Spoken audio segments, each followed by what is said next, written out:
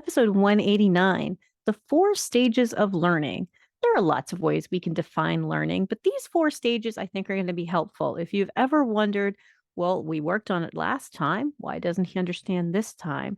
Or why does he need to practice this?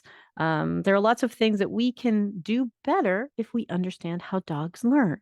Welcome to the Creating Great Grooming Dogs show. I'm Chrissy Neumyer Smith. I'm a master groomer behavior specialist. I'm a certified professional groomer, a certified behavior consultant for canines, a certified professional dog trainer, a fear-free certified professional, an instructor at Whole Pet Grooming Academy, and I am the owner of Happy Critters in Nashua, New Hampshire. This, my friends and colleagues, is the show where we talk about teaching pets to be calm, comfortable, and cooperative for grooming and other types of pet care. I want to talk about the 4 stages of learning. Now, there are lots of ways that we can define learning and lots of different venues that we can look at. But I kind of like these 4 stages. I think that this will help us as we try to help animals learn about the grooming process. Now, the first stage is acquisition. How do you learn the thing? How do you break it down into small, easy parts, introduce new ideas or maybe a new object, introduce a new movement? Maybe it's something that their body needs to do or our body needs to do. I'm going to use lots of examples for us. How do you introduce new sounds? All sorts of things. This is the beginning. This is the very basic part, acquiring a new skill. Now, we can come up with all sorts of examples, but I'm going to come up with some that I think we can all relate to. When we first learned to talk, right? Across cultures, we watch babies start mimicking sounds.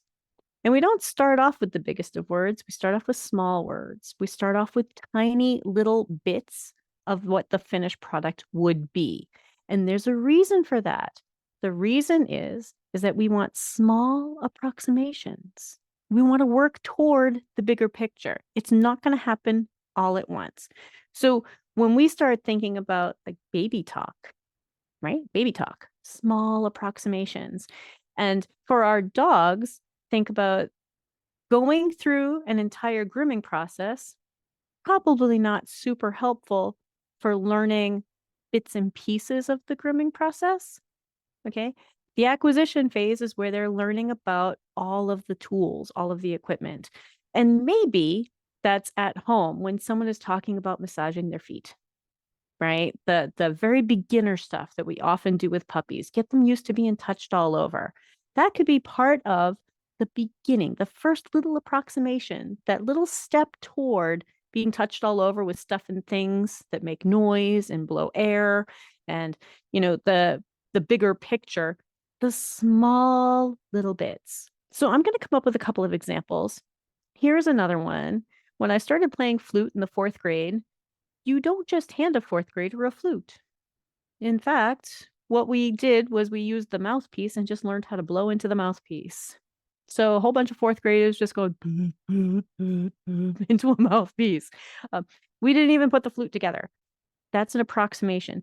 If you don't know how to blow into the flute, you're probably not going to be really successful with the other things that you're going to need to learn as you learn how to play a flute.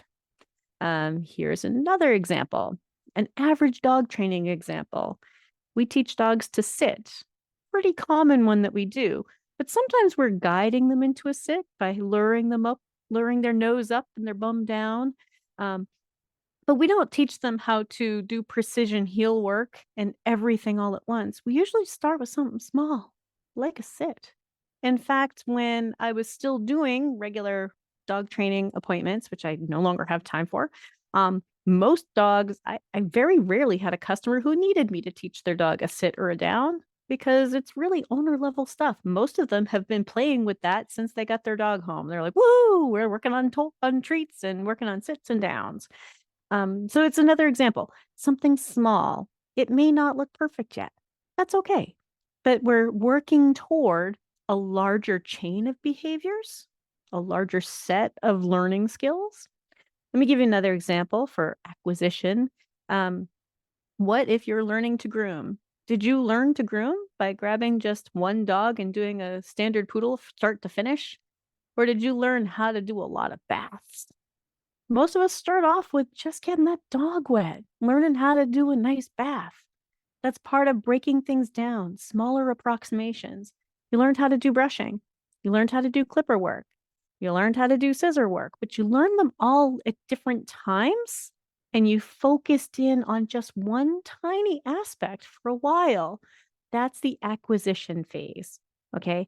So we want to think about breaking things down into smaller pieces. And this is where a lot of groomers worry about, well, what is the final picture? If a trainer is telling us that we can't do this dog's nails today, but his nails need to be done because we're trying to work on him being comfortable with his nails being done in the future. In the future. So things that we do today might not be getting the nails complete.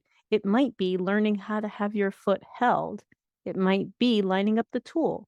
It might be playing around trying to figure out which tool this dog prefers. If they have a preference, some dogs prefer the grinder and some dogs prefer the nail clipper. Some dogs prefer a file. So thinking about breaking it down into its smallest pieces, even if it doesn't look like the finished product. That's the acquisition phase. That's the I am learning a new skill. All right. Now, the second phase is fluency. Now, fluency is when the learner, the dog, the cat, the person, it might be an employee, all right, can now do the thing. They can use that skill now, fluency.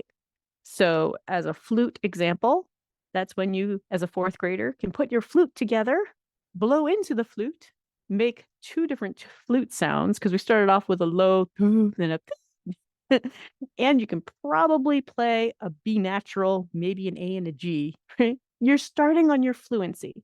The things that you now know, you are practicing a lot to be able to do them exactly and precisely. You still don't have a whole lot of skills, but you are fluent in the skills that you have. Let me give you another example of that. When you think about if you ask a dog to sit and they understand that cue now and they respond consistently, fluently, every time someone says sit, they do a sit.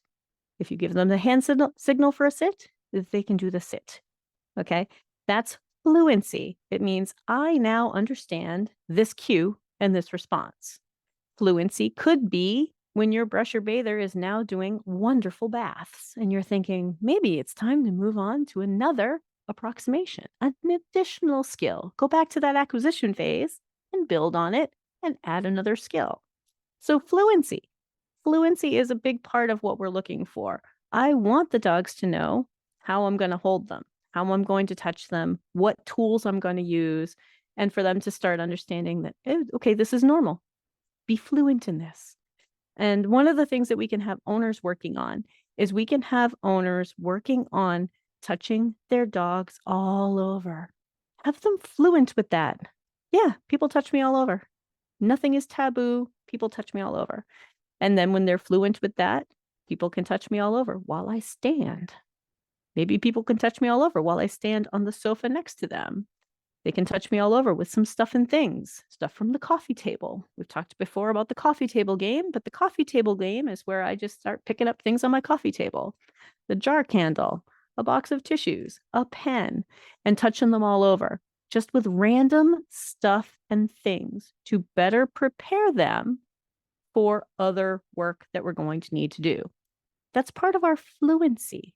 Can they remain calm, comfortable, and cooperative while we do stuff? And can they be fluent in that before we move on, before we do more stuff? Okay. So the first two stages of learning, acquisition, where we learn something new, we start finding out about this new process, right? And fluency, which is when we now understand the part that we just learned. The part. It doesn't need to be the whole thing. It needs to be that part. Do I understand that part? Can my fingers find an F natural on the flute? Which, after many, many years of doing it, yeah, pretty much they can. So acquisition and fluency are the first two. We're going to take a quick break, and in the next part, we'll go over the second two. But if you are enjoying this show, please remember to tell somebody else. find another groomer who needs some help, or an owner or a trainer. But tell somebody else. The third stage is generalization. And that is when you start helping a dog understand that no matter where you are, those things are all the same. Now, I'm talking about generalization in terms of the grooming setting right now. So for a dog to say, like, oh, well, I'm used to being touched like this on the sofa, but does it mean the same thing in a different room? That's generalization. Can that fluency now be applied to a variety of places? And you might think, well, of course, but we have so many people who say, well, he's really, really good, but only in the kitchen. He ignores me when we're on a walk. Dog can't sit when we're on a walk. And they think he's being defiant, right? That's really, really common. When in fact, a lot of these dogs have only practiced sit in the kitchen. Sit is a kitchen trick. um, my last border collie was very, very literal. And she had to learn sit in so many different places before she ever generalized. She's a very, very specific girl. So, we used to kid around like, what does sit mean the same thing in a room with a red chair? Does sit mean the same thing on mulch? Does it mean the same thing if your eyebrow did that thing? What does it mean when you say sit in these other places? Because she hadn't yet generalized. Okay. So generalization, dogs that don't sit on walks as reliably as they do in the kitchen, they might still be fluent in sit, but now they need to generalize that sit is always going to mean sit wherever we ask for it. So you have to think about, where do you practice? What kind of difficulty levels are you working with? And that's where we start off with that acquisition phase, with those approximations, little tiny, tiny steps. But we're usually, when we're learning something new, we're doing it in an atmosphere that is calmer, in an atmosphere that is not as difficult, right? When we think about puppies, we often do puppies as a shorter visit. That's one of the ways that we can manage a difficulty level. The duration of a visit, of a grooming visit, is part of a difficulty level. So if we think about, like, all right, how can we make this easier? And then when we get into generalization is when we start adding some difficulty, or maybe closer to what the real world is going to throw at us, right? Because grooming is the real world and what it's going to throw at us, which might be lots of dogs in the room, right? It might be a dog that's barking. It might be a dryer, whatever it is, but we're adding difficulty levels. So I'm going to add a couple more examples in here. So the flute difficulty level, maybe you do know how to blow into it now, and you know a bunch of notes, but now we start adding a piece of music. The generalization, can I, while I learn a piece of music, make those notes all sound good? Can I keep a tempo while I learn how to get my fingers to get those notes? It's trickier than it sounds. Another example. So I also dabble in archery, and I'm not necessarily the person who needs it all to be quiet. But archery range is almost like watching golf, and people have to be like super quiet. Meanwhile, I'm hanging out with my friends and we're telling each other knock jokes and stuff, and we get asked to be quiet on the archery range. So we tend to hang out together on the archery range so that we don't have to be super quiet, because being noisy is a difficulty level. So when a bunch of archers are like, shh,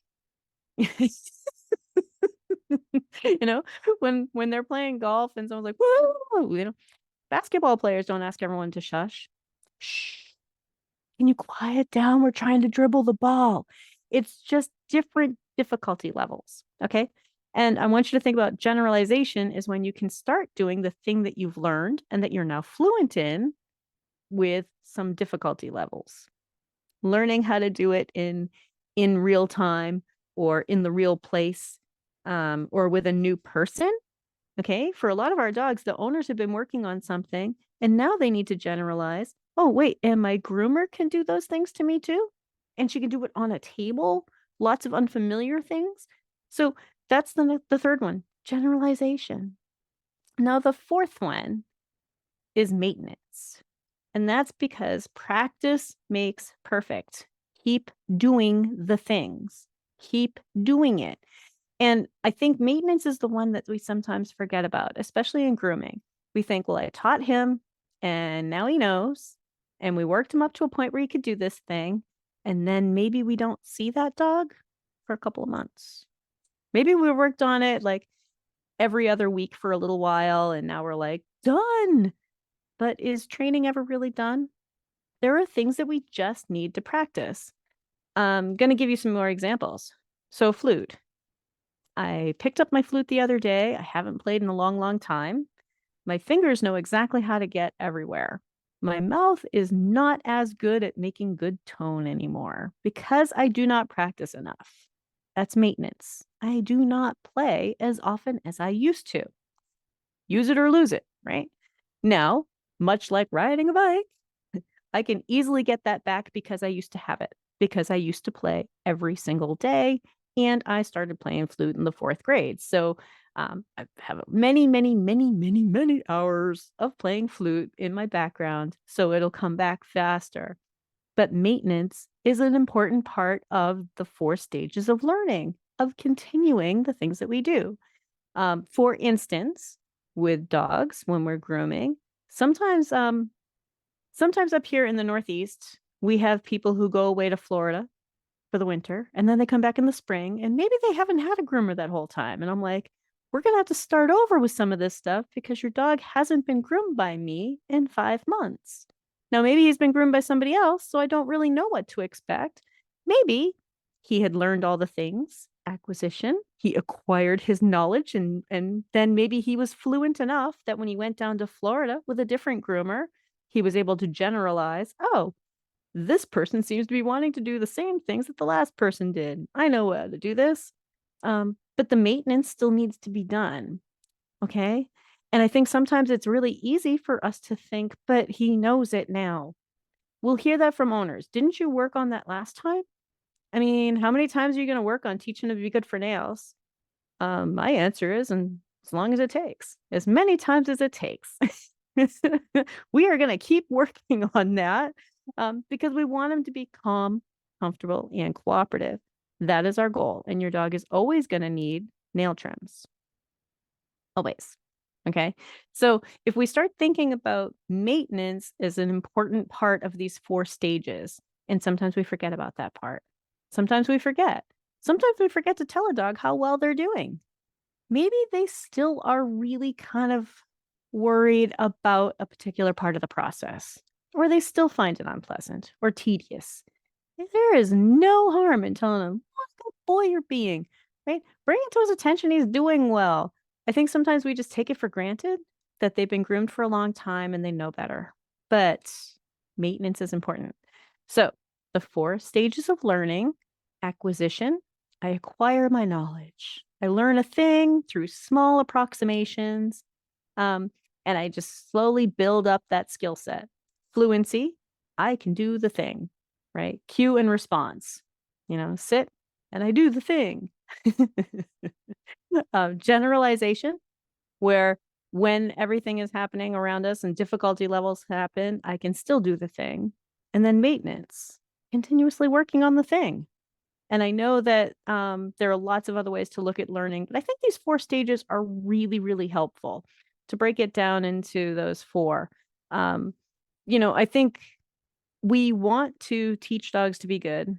And sometimes we forget that it's not all going to happen in the grooming salon. And sometimes we're a little bit worried that, well, if it's not happening in the grooming salon, how is it going to happen? But what if an owner is successfully teaching a dog how to do a lot of the things they're going to need to know, and we get them at a point where we're just working on generalization and maintenance? Ooh, didn't think about that, did you? Like, wait a minute. What if they're in a training class and the trainer is teaching them the new skill?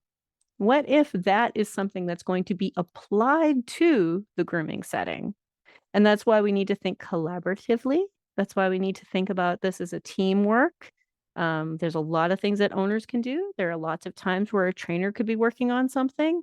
And then when we get into the grooming setting, applying it there.